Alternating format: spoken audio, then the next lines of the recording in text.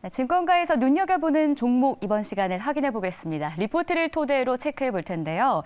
자, 먼저 오늘 개인 투자자들에게 좀 더 쉽고 명확하게 이야기 나눠줄 분 먼저 소개하겠습니다. HB투자그룹의 손효로 팀장입니다. 안녕하세요. 안녕하십니까. 네, 반갑습니다. 자, 그럼 먼저 저희가 준비한 리포트부터 소개해 드리겠습니다. 첫 번째 종목입니다. 동국 SNC인데요. 증권사는 DS투자증권에서 제시를 했습니다. 23년 신공장 가동, 기대되는 성장이라는 제목을 달았고요. 목표가는 신규 리포트로 따로 제시되진 않았습니다. 일단 올 한 해는 성장이 기대된다라는 제목을 저희가 먼저 확인했는데요. 자, 내용 이야기해 볼게요. 먼저 동국 SNC는 어떤 기업인지, 주력 사업은 무엇인지 그거부터 체크해 보겠습니다. 네, 뭐 동구 SNC 아시는 분들 아시겠지만 네. 어떤 풍력 관련, 해상 풍력 관련 종목이다라고 아시면 되실 것 같고요. 어떤 풍력 발전기용 타워 생산 주업을 영위하고 있는데 이제 뭐 자회사를 통해서 뭐 컬러 강판이나 어떤 건설 분야도 사업을 진행하고 있습니다. 리포트 상에서는 2022년 3분기 말 매출 비중은 타워가 32%, 건설 분야가 21%, 철강이 47%를 기록하고 있다고 나타내고 있고요. 매출 비중에서 32%를 차지하고 있는 타워에서 미국발이 70에서 80%의 매출을 차지하고 있기 때문에 어느 정도 좀 미국에서 지속적으로 나오고 있는 신재생 에너지 정책에 좀 민감하게 반할 것으로 예상이 되고 있고요.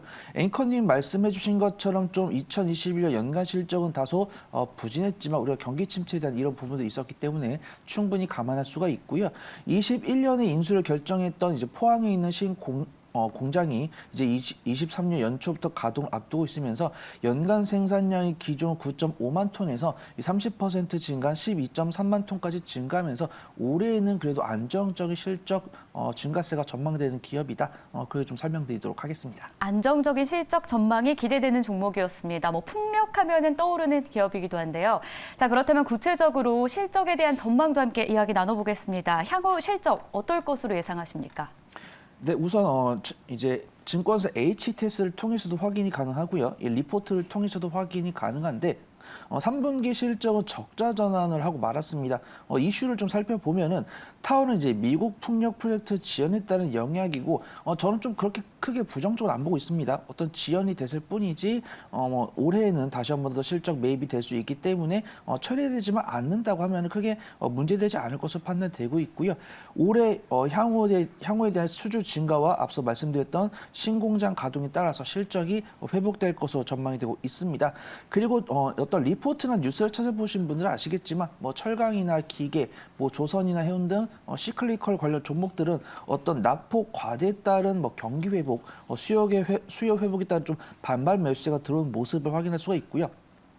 러우 사태 이전으로 뭐 철강이나 이런 원자재 가격들이 안정화를 찾았기 때문에 원자재 가격 개선에 따른 실적 향상이나 또 연간 실적 기준으로 좀 소폭 감소하겠지만 흑자 지수는 여전하고 있고 2023년 연간 실적까지는 좀 점진적인 상승세가 좀 예상되지 않을까 그렇게 좀 보고 있습니다. 네, 그렇다면 투자 아이디어도 함께 체크해 보도록 하겠습니다. 뭐 실적이 괜찮을 것이란 전망이 나온다면 이걸 토대로 저희가 투자할 때 또 포인트로 잡아볼 부분이 있지 않겠습니까? 네, 우선 아까 업종에서 말씀드린 것처럼 네. 해상풍력뿐만 아니라 뭐 철강이나 뭐 가전, 건설 등 좀 다양한 모멘텀을 갖고 있고요. 근데 그래도 동국 SNC가 가장 강하게 탄력을 보여준 테마는 아마 신재생 에너지 해상풍력이 아닐까 그렇게 좀 판단하고 있습니다. 건설 관련으로 좀 모멘텀 붙더라도 그래도 좀 재무제표를 보시면은 유보율이 800% 이상이기 때문에 좀 안정적으로 투자할 수 있다 그렇게 좀 말씀을 드리고요. 철광석 가격도 이제 11월 초에 바닥을 확인하고서 점진적인 상승세를 보여주고 있기 때문에 철강 관련으로 좀 수혜를 입더라도 좀 안정적으로 투자할 수 있는 종목이다. 그렇게 좀 말씀을 드리고요. 업종퍼는 46.25이고 현재퍼가 16.60이고 12개월 선행퍼 이제 올해 말 연간 실적을 기준으로 했을 때는 21.89이기 때문에 뭐 업종 대비 저평가 매력도가 더욱 커지면 좋겠지만 업종 대비 저평가 영역이 있기 때문에 트레이딩 스킬이 없으신 분들도 좀 안전하게 좀 투자할 수 있는 종목이다라고 판단되고 있고요. 제가 좀 유심히 보고 있는 거는 뭐 수급등이 뭐 외인과 기관이 매집하고 있지는 않지만 12월 초쯤에 나왔는데 외국인 외국인 투자자들이 섹터주의 좀 유망하게 보이는 섹터가 좀 신재생 에너지다라는 부분들이 있고 동국 SNC는 기관의 순매수세가 들어오고 있지만 뭐 현대에너지솔루션이나 한화솔루션 같은 종목들은 1개월 누적 순매수를 봤을 땐 여전히 좀 저번 주 금요일이나 오늘 같은 경우는 단기적인 차익 실현이 나오고 있지만 그래도 누적 1개월 기준으로 순매수세를 유지하고 있기 때문에 신재생 에너지에 대한 외국인과 기관들의 투자 심리는 좀 남아있다라고 판단되고 있고요. 동국 SNC 같은 경우는 좀 기술적으로 바닥권에 있기 때문에 좀 안정적으로 모아가신 다음에 미국발 정책 발언에 좀 강한 수익을 가져갈 수 있지 않을까 그렇게 좀 보고 있습니다. 네, 일단 저평가 매력도 굉장히 좋은 상황인데다가 신재생 에너지에 대한 이 외국인 투자자들의 관심도 큰 상황이죠. 이 부분도 포인트로 좀 짚어주셨습니다. 뭐 스킬이 없는 분들도 투자 관점에서 안정적인 종목이라는 조언까지 덧붙여 주셨는데요. 자, 그렇다면 이 리포트 믿어봐도 괜찮을까요? 네, 그렇게 뭐 믿어보지 않고는 좀 네. 리스크가 없는 위치이기 때문에 좀 긍정적으로 봐도 좋을 것 같습니다. 일단은 뭐 외인과 기관의 순매수세까지 들어왔으면 정말 90% 이상의 신뢰도를 줄 수 있을 수 네. 있었는데 일단 저는 뭐 주가 상으로 좀 위험하지 않은 위치이기 때문에 믿어봐도 좋을 것 같다라고 판단되고 있고요. 일단 신재생 에너지 관련 종목들이 조금 저번 주 금요일과 오늘 조금 쉬어가는 모습이기 때문에 지금 당장 사실은 말씀은 드리기는 어렵겠지만 현재부터 이제 기술적으로 21선과 61선이 천천히 올라오고 있는데 설 연휴까지 좀 소액 정도 담아 놓는다고 판단하신 다음에 설 연휴 이후로 나오는 미국 정책 발언에 좀 단기 수익 관점으로 접근할 수 있지 않을까 그렇게 판단해 보도록 하겠습니다. 네, 한 줄평 단기처럼 보이나 스윙 이상도 가능하다라는 이 부분 점검해 보도록 하겠습니다. 자, 이렇게 해서 첫 번째 리포트 확인해 봤고요. 두 번째 리포트로 넘어가 보죠. 오늘 정말 핫합니다. 금융주들 가운데 하나금융지주를 두 번째 리포트로 꼽았습니다. IBK 투자증권에서 제시했는데요. 제목은 실적 개선 지속, 주주 친화 정책 강화 기대된다라고 했습니다. 투자 의견은 매수를 유지했고요. 목표 주가는 기존 6만 원에서 6만 6천 원으로 상향 조정이 됐습니다.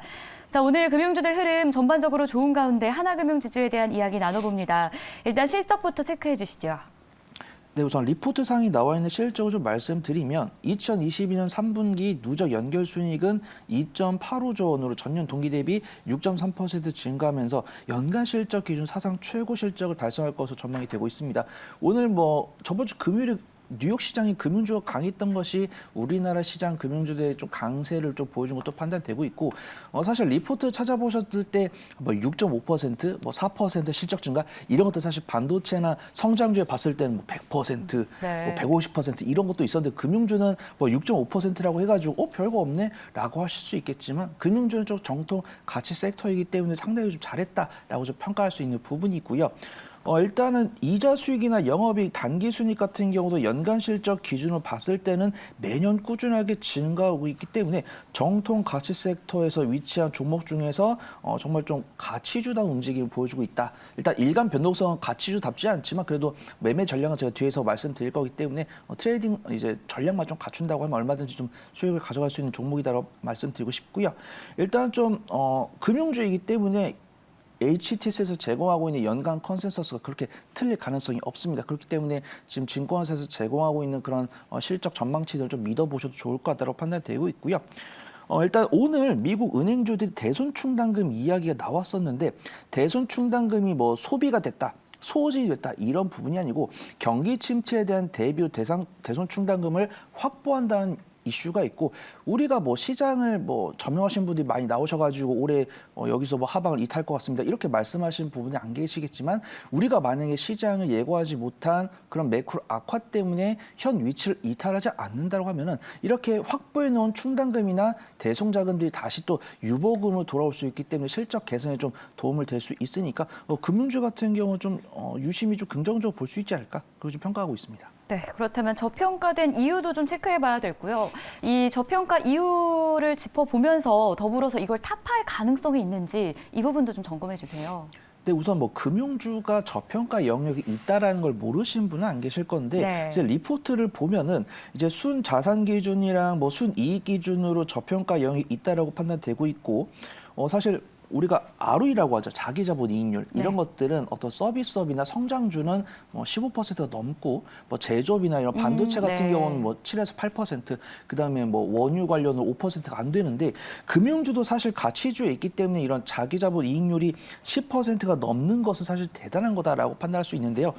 그리고 이런 실적을 성장세를 보여주고 있는데도 주가순 자산 비율이 0.4배 미만으로 저평가 영역에 있는 것으로 판단됩니다. 그래서 뭐 KB금융도 우리가 알만한 1금융권에 있는 기업들도 뭐 KB금융이 PBR 0.49, 신한지도 0.46 정도로 뭐 큰 차이는 없겠지만 가치주에는 사실 0.12 차이도 엄청난 큰 거라는 걸 좀 아셨으면 좋겠고요.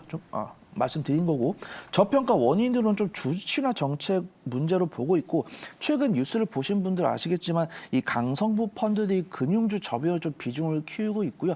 아직 구체적으로 발표는 하지 않았지만 뭐 배당률이나 배당 시즌이나 이런 것들을 좀 강하게 압박할 가능성이 있습니다. 그리고 하나금융지주 같은 경우도 리포트 상으로는 이런 강성부 펀드가 어떤 금융정책, 배당 정책 이런 것들을 좀 기대할 수 있다고 판단되고 있고요. 일단 그게 사실로 나올지 안 나올지는 모르겠지만 수급 동향을 본다고 하면은 그런 짐작들이 사실로 나올 가능성이 높다. 그렇게 좀 판단해 볼 수 있겠습니다. 네, 그렇다면 투자 아이디어와 함께 체크해 보겠습니다. 이 종목 저희가 어떤 투자 아이디어, 투자 포인트 갖고 가봐야 될까요?